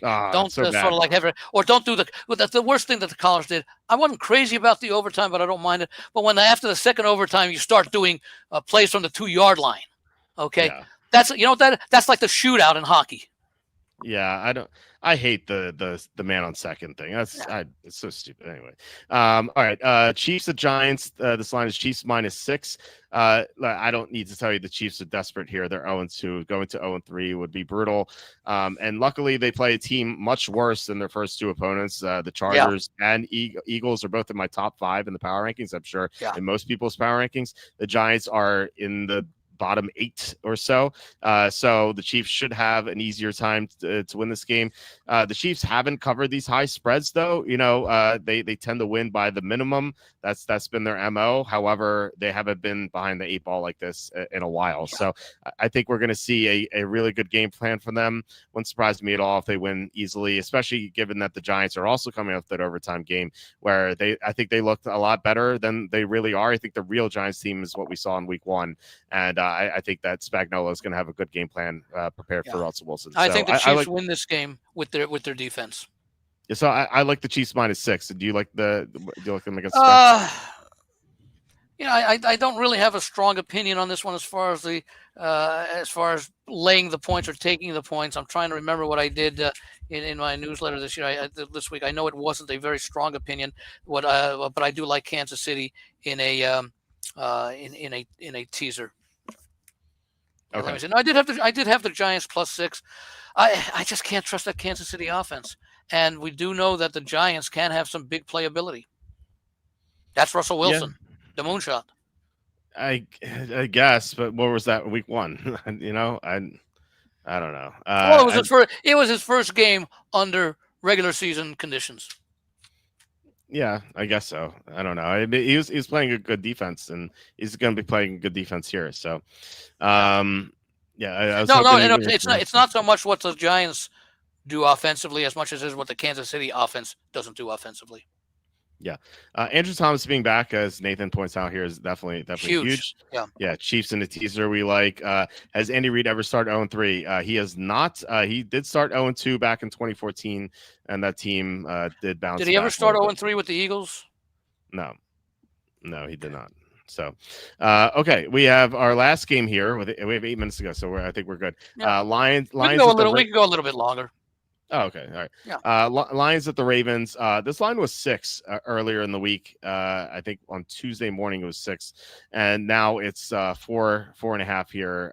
It's 4.5 or 5 here. I'm kind of confused about why the line's going down. I guess the sharp money in Detroit, but I don't really understand why. Look at the Ravens' defensive numbers. Yeah, but I mean I don't know. Is that fair though? Like it was like late against Buffalo. But they were doing a great job on Buffalo until late in the game, where I just think they got tired. And being outgained by those 80 yards by Cleveland last week. Yeah, I don't know. I think the Ravens' defensive personnel is better than the numbers indicate. Maybe better, but they haven't played that way. Yeah, they didn't have Jair Alexander last week. They might have him this week. I'm not a fan of the Lions. I don't think they can block, which is going to be big trouble against Madubuike. And I'm not a fan of Detroit overall. There's 2 new coordinators. I know that they blew out Chicago last week, but let's face it, Chicago's not a good team at all. Baltimore here, I think that I just think they're the much better team. And also Detroit's defense over the years has not been able to stop mobile quarterbacks at all. A year ago, Josh Allen had his best game of the year against the Lions. 2 years ago, the Ravens clobbered the Lions 38-6. Josh Allen has the best game against most of the opponents that he had. Not his best game of the year, but the opponents of Josh Allen usually give up their worst performance of the year to Josh Allen. This is true, but Allen, like, comparatively to himself, he had I think that was the game where he had three passing touchdowns, 3 rushing touchdowns, I believe. Yeah. Or maybe it was the Rams game. I can't remember. Was that the 38-0 game against Buffalo early in the year last year? It would have been the other way around. But when Buffalo had a blowout, Baltimore, I think, won that big game early in the year. Yeah. So Allen, he won 48-42 over the Lions last year. He went 23 of 34 for 362 and 2 touchdowns, and 11 carries, 68 rushing yards, and 2 more touchdowns on the ground. So it wasn't that 3-3 game. I think that was the Rams. And then here he had. So it's probably one of his other great performances of the year. So anyway, Josh Allen, he killed the Lions last year, and the year before that, the Ravens destroyed the Lions 38-6. And that was the Lions team that went to the NFC Championship. So that's not like a Lions team. That was their first year. That was their first playoff year, I think, in forever, wasn't it? It was. But that was the year after their 9-8 year when they knocked Green Bay out, I think, on the final day of the season. This, I think, was the following season. It was the following 2023, season. I think. Right, but they did go to the NFC Championship that year, so they were a good team. Was that when they blew it against San Francisco? Yep. That was dark. I had a 40-1 on the Lions to win the Super Bowl, and I was so happy, and they were up 17, and I thought, I was like, man, this is gonna be great. And is that the one where he went for 2 or something? Campbell, and then he went for it on a 4th down or something instead of kicking a field goal. I forget exactly what happened, but it was a complete meltdown. But they almost didn't cover that spread either. Like, they were big underdogs and they didn't cover, but they got the cover at the very end. So that was nice, at least to salvage that win. But anyway, I just look. I have Baltimore. You know how I have like Group A through Group F, right? Group A is the elite teams. Baltimore for me is Group A, maybe the best team in the NFL. The Lions for me aren't Group B. I don't think they're. We saw it against the Packers, which is another Group A team. Like they just couldn't handle. That was on the road, natural grass, first game for the new offensive defensive coordinators. I give them a pass. Yeah, but it's such a. It was one thing if they lose by like 10. They got destroyed in that game. Like, I don't. It's the first game of the season. You don't really know what you have until you start going full speed. Like. I don't know. Let's see what happens when they meet again on Thanksgiving. That I think will be, assuming that Goff and Love play, and that they're relatively, they are relatively hurt by injuries to the same degree. Let's say of same positions, because we'll have a much better idea then. Yeah, I mean that's true. I'm down on Detroit though for the whole year. I don't think that this team is going to be nearly as good as it was last year. It's hard to be as good as 15-2. Yeah, that's true. But they're definitely going to be worse, because we know they're still. I mean, if they went 11-6, I would say that's a down year compared to what they could have done. If they go 13-4, no problem. Yeah, it's true. I think I haven't gone 9-8 in my previews, so I think they're going to take a big step. I mean, losing the 2 linemen, losing those coordinators, their defense is still a mess with those injuries. They still have 3 guys out from last year. And so, by the way, one thing, and people don't realize, and I'm not trying to be funny or an a-hole or anything, but they do get to replace the injured players. And sometimes the drop-off is not as great as you would think, because the replacement sometimes maybe even is good or better than. He just never had really much of a consistent chance. We don't know that. It's a natural tendency to assume that there's a drop-off. Otherwise, the second guy would be starting. Yeah. If he hasn't had a chance really to prove himself, we don't know that. And, the old thing, don't fix what's not broke. Well, if your first guy playing is doing well, there's no need to find out if the second guy can do better, because you're satisfied with the first guy. Yeah. And that's especially true. Now, the exception may be along the offensive line, where timing is so important. Yeah. So anyway, I like Baltimore here. Especially given that the line is no longer 6, and we're getting a win with the 6 here. So, I assume you like the Lions just based on. I like them I like the over in this game. And again, look at the defensive numbers of both teams. Okay, but I did like the Lions at 6. I didn't get in at that point, so maybe I'm going to consider them for a teaser because I think their offense is good enough to, especially against the way Baltimore's defense has played, that their offense is good enough to be able to keep this game under double digits. Okay. All right. Okay, so I mean, we have a minute left. I don't know if you wanted to add anything. As soon as you sign off here, I'll go through the comments and then Sure. then sign off. Yeah, I'll be taking questions. Yes. Please, Chris, or anyone else, ask any questions. I'll stay on and answer any questions. And once the questions run dry, we'll sign off. Andy, any final thoughts here in week 3? Any survivor things? No, as I say, I was contemplating between the Bills, the Bucks, and the Seahawks. I certainly will not be picking between the Jaguars and Texans or the Lions and the Ravens. I would think normally if the Chiefs had shown me anything, I would be considering them against the Giants. But, this is a team that, maybe it's a continuation of what we saw last year when they were in so many tight games and came out on the right side. Well, they've already come out on the wrong side of 2 games this year that they could have won. Not so much the Charger game, although it was a 27-21 game, but certainly the game against the Eagles last week they had. So I can't feel confident in that. And the reason why I'm sort of leaning against Tampa Bay, even though I like them, is because the fact that their first 2 games were so close. I still like them to cover the spread, but that doesn't mean that means that I'm going to like them to play in the Survivor because, hey, if I lose a bet on the Bucks this week against the spread, I can bet them next week. If I lose on the Bucks in the Survivor, there is no next week.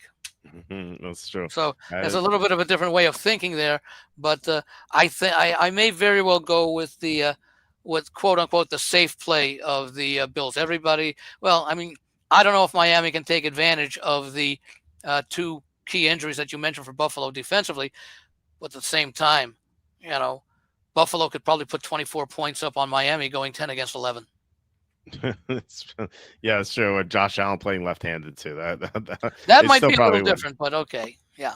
Well, he can still run. He'd still run around the whole defense. James Yeah. Cook would still run through them. I don't think it matters. Right, yeah, right. Allen could knock a few people over. Absolutely. Exactly. All right. So check out thelogicalapproach.com. That's Andy's site.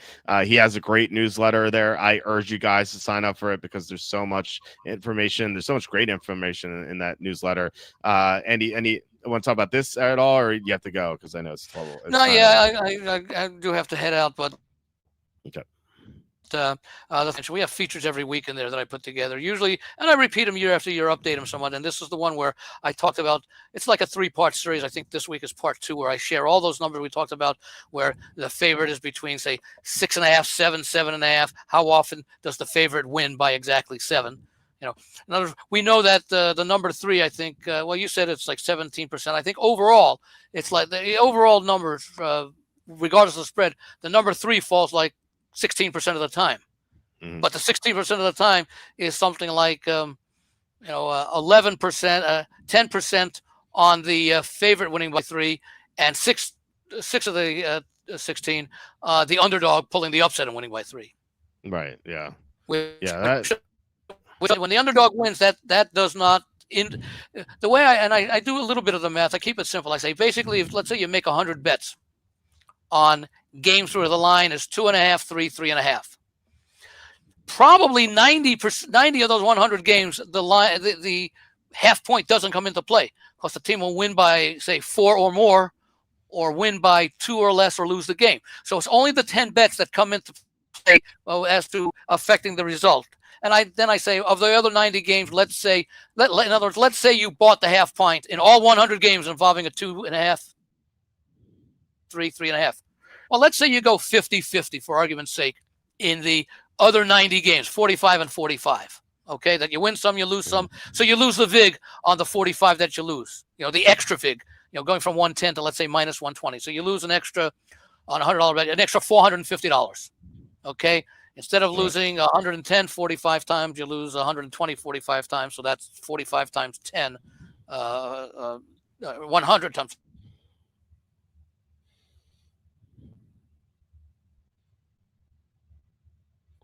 There we go. Take care, everybody. Good luck this week to Okay. Yeah, Andy, you broke up there, Oh. but you broke up there at the end, but yeah. So Yeah. yeah. Anyway, yeah, yeah. Good luck. Good luck to you, Andy. Hope we both go 5-0 in our contests. That'd be great. So thank you so much for joining us as always. I'm hoping. Yeah, I'll. You know what? I won't be overly greedy and tempt fate. I'll settle for 4-1. Okay, that's good. That sounds good. All right, Andy. Thanks so Take much. care, guys. All Thank right, you. all right, bye. Bye All right, bye. bye. All right, bye. All right, let's answer some questions here. Let's go reverse chronological order because I thought about like doing the most recent comments first, but like I might be like not getting the context in some of them, but like we touched on a lot of them already. So and guys, you can just keep posting comments too. So let's see here. We talked about that one too. All right, so good evening, Walter. Did you see the mouse finally canceled Jimmy Kimmel? Glorious day, one less hypocrite on TV. Yeah, that was nice to see. That guy is such a big hypocrite. Like, I don't know how like you're like that much of a hypocrite. Like, how do you get out of bed each morning and look at yourself in the mirror? It just like, is he like, does he know he's a scumbag, or like it's just doesn't have self-awareness, or I guess that's why he virtual signals so much, because he knows he's such a hypocrite. Just what a nasty guy. It's just I'm pretty glad. Like, I don't like people losing their jobs in general, but like when you have scumbags like this, I was pretty happy to see it. They canceled him because he sucks, or the Kirk comments. It was the Kirk comments apparently, but he does suck too. So I don't know who watches late night anymore. Like, there's just so many, like, it's just such an outdated format. It's like they used to bring the celebrities on and they used to promote their stuff, and like that made sense when the internet didn't exist and like there was no social media. But now if a celebrity wants to promote their stuff, they'll just do it on social media. They'll just do it on Instagram or X or whatever. Like they don't need to be on the late night shows anymore. And it's just such an antiquated format. It just seems silly to keep having it.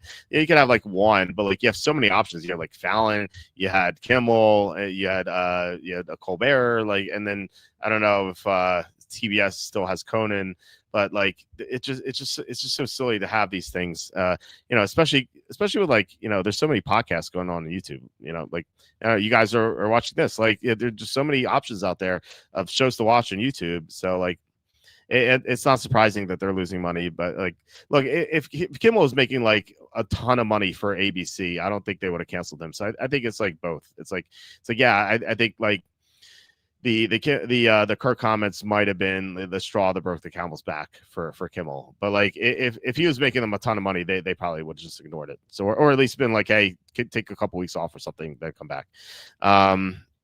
Yeah, he sucks since parting ways with Corolla. Yeah, Corolla was the main guy. Corolla's hilarious. I love Corolla. He's so hilarious. Here's hoping that Stephen A. Smith makes comments about Kirk.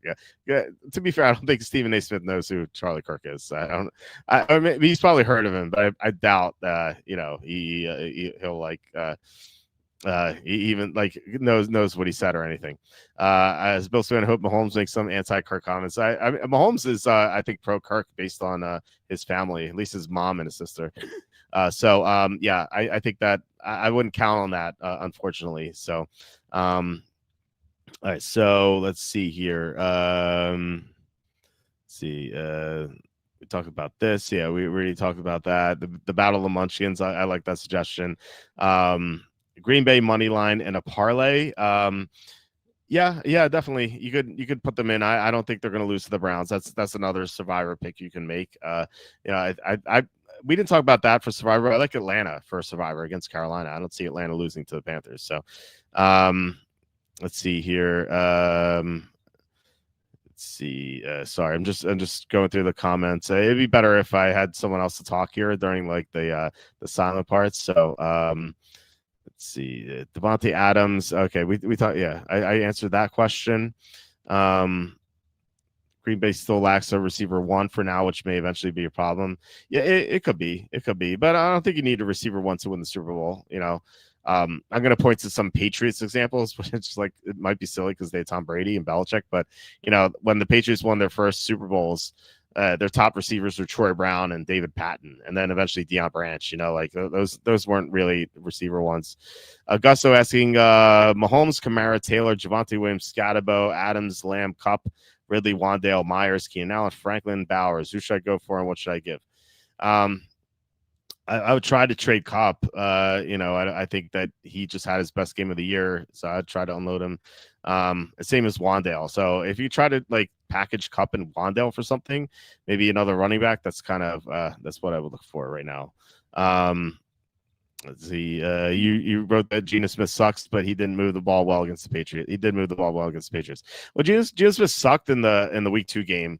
I don't think he like sucks in general. I just like, Mina Kimes said he's a top 10 quarterback, which is ridiculous. Like it's DEI ESPN content there.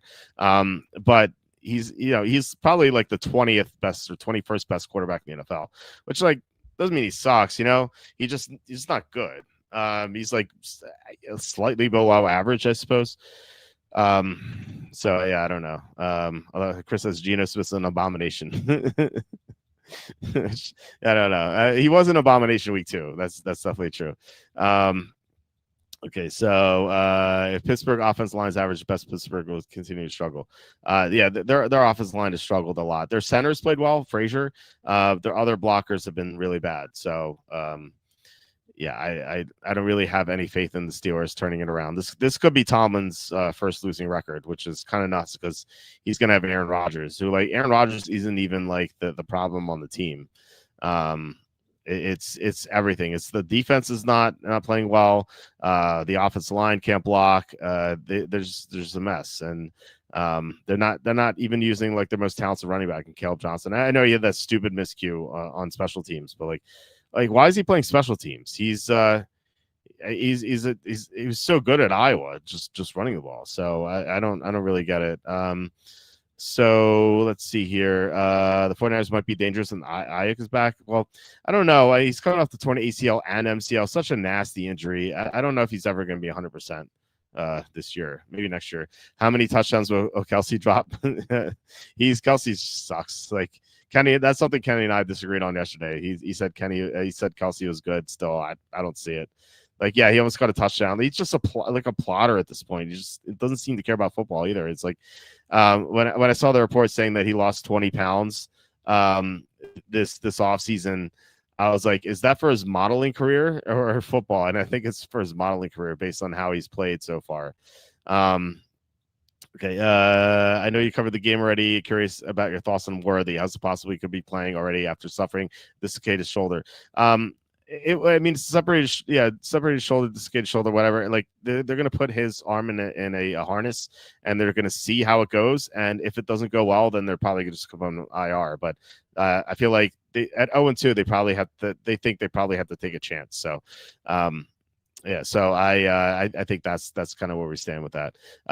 Chris says, let's get to the WNBA here. Who do you like in the championship? Looks like every series may be tied at 1-1 as the league is desperate for revenue and the extra games help.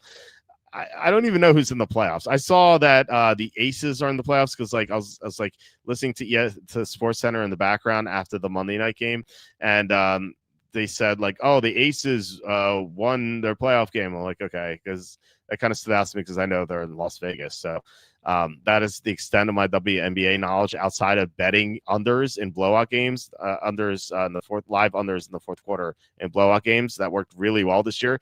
It was like 11-3.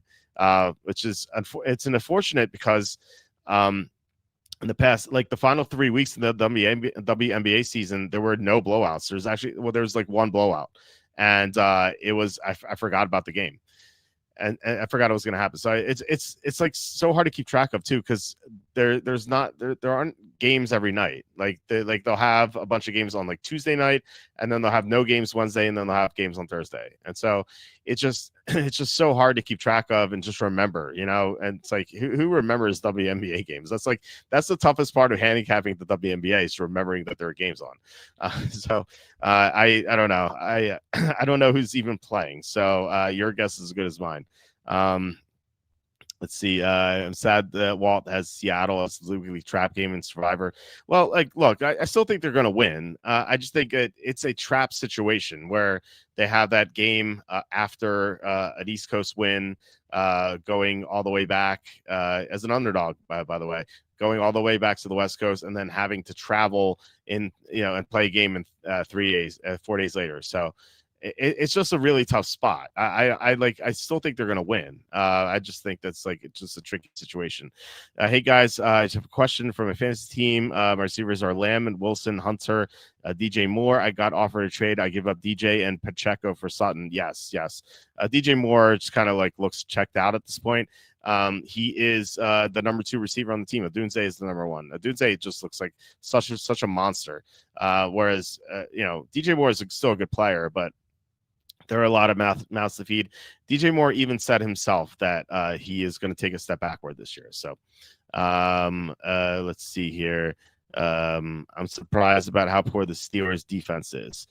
Me too. Like I get how they're declining, but they've been awful. Think about what they've done so far. They couldn't stop Justin Fields, who completed 3 passes the next week. And then they couldn't stop Sam Darnold, who really struggled against the Niners in week 1. So they played against like 2 bad offenses, and they've allowed 32 and 31 points in those games.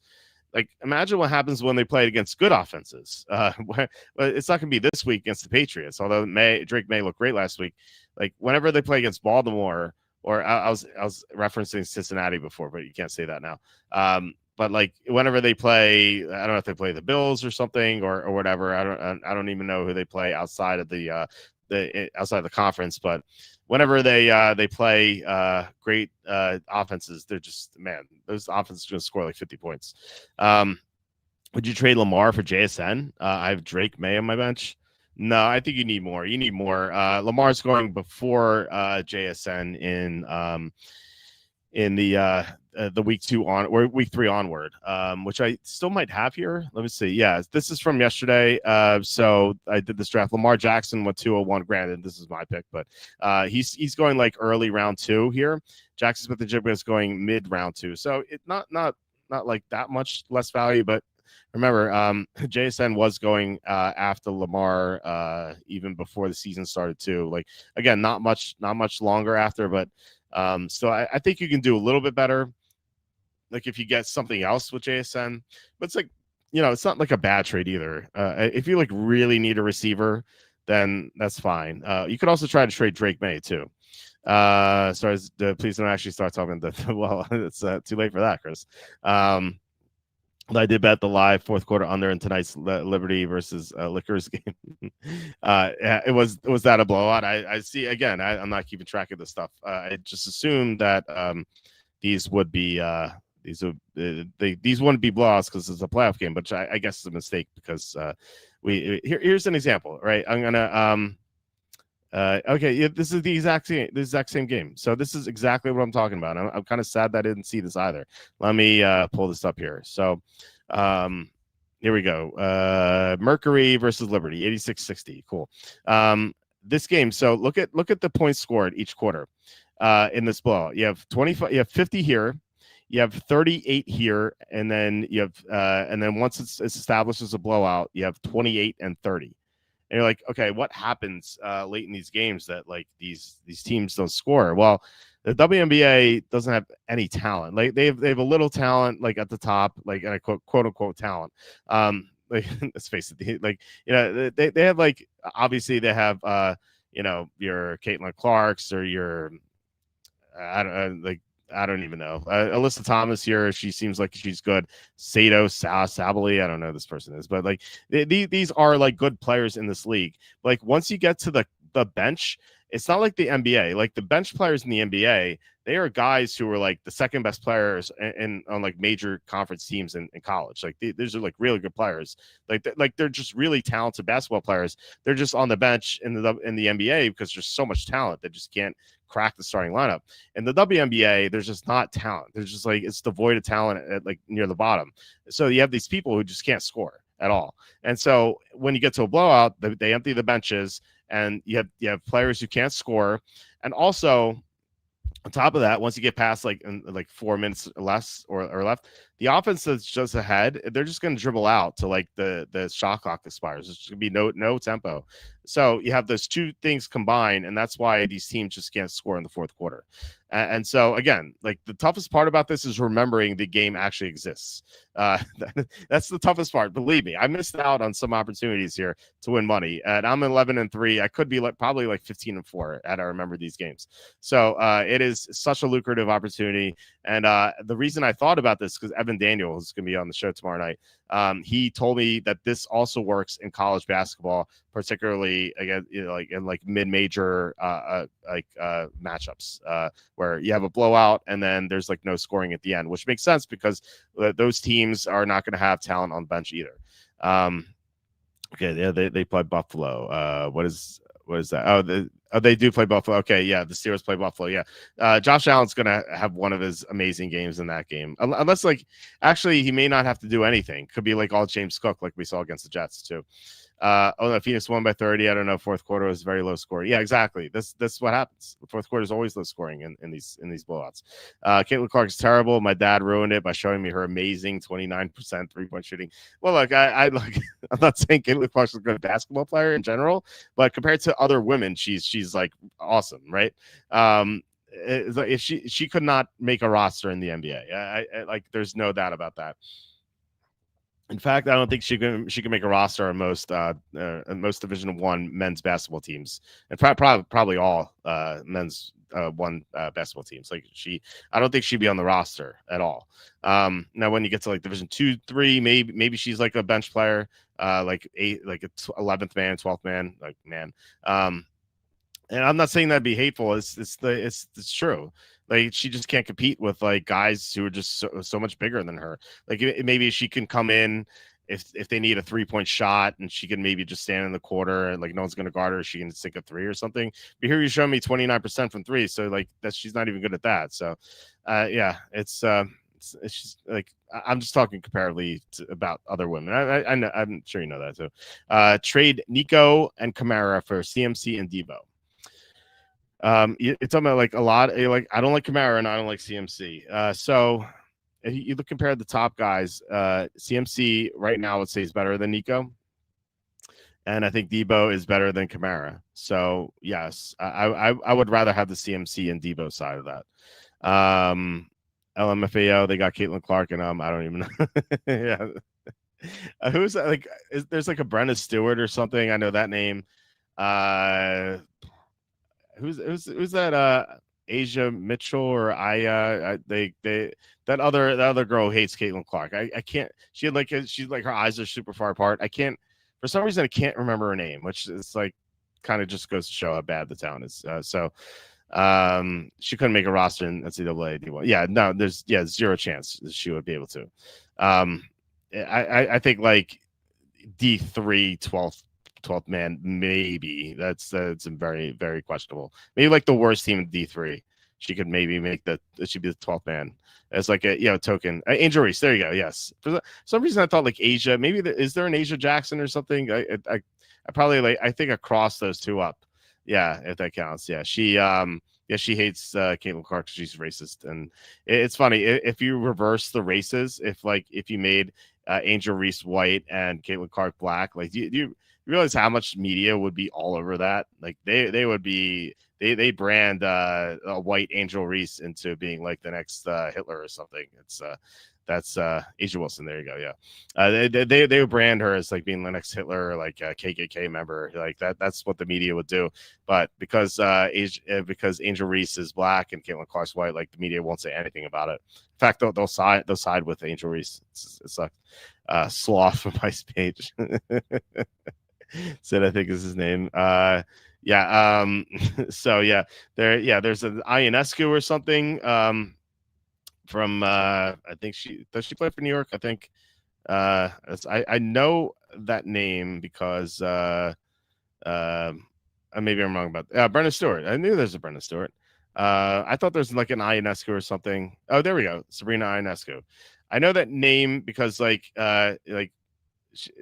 her face looks really messed up, but she wore this picture, this famous picture going around where she's wearing this dress. It actually looks pretty hot, and they're oh, it's a meme saying, oh, WNBA players can be hot. I'm I guess when they don't wear anything, I guess with some of them, like most of them probably not. And then the Cunningham girl from Indiana who defended Caitlin Clark. I know her too, because she became famous for kind of being Caitlin Clark's bodyguard. I think that's her lesbian lover too, if I'm not mistaken. That's the extent of my WNBA knowledge. There's a video of her getting worked over by the Filipino high school kid. I think I saw that too. Yeah, you can't compete in high school. Like, how are you going to make a college team? It just can't happen. Do you still like the Chargers as a Super Bowl sleeper, even with Mac getting hurt? How long is Khalil Mack out for? I know he's out for this game coming up. I didn't see how long he'd be out for. He avoided season-ending elbow injury. He's expected back in a few weeks. So yeah, they're 2-0. They can survive without Khalil Mack. They survived without him on Monday night. So they'll be fine. They have their defense is a lot better than I thought it was. I didn't like their defense heading into the year. Like, man, I was wrong about that. Their defense looks awesome. Harbaugh's an incredible coach. Herbert's playing his best football. He has more weapons than he's ever had. I mean, it feels like the only thing wrong with that team is they can't run the ball right now. Hampton's been a little bit of disappointment, actually a big disappointment. He fumbled. I don't know if that's going to make them go to Najee Harris. It's very worrying. If you have Hampton, I have Hampton in one league. I mean, that's the only negative thing I could say about them is that they can't run the ball very well. But maybe Hampton will get better. We'll see. Everyone except Hampton, exactly. Yeah. So all right, that's all the questions, guys. Thanks so much for watching and commenting. Really appreciate it. We'll be back tomorrow with Evan. We'll be talking more NFL Week 3 NFL picks. We'll see what Evan likes. And remember, Andy and Evan had like varying opinions last week, so maybe we'll get varying opinions this week as well. So, please like, subscribe, comment below, share this video, visit waltfootball.com for tons of content. For Andy, visit thelogicalapproach.com. But yeah, we'll be back tomorrow after the game, about like 10-15 minutes after the game. So I hope you guys come back for that, and I will see you then. Have a good night.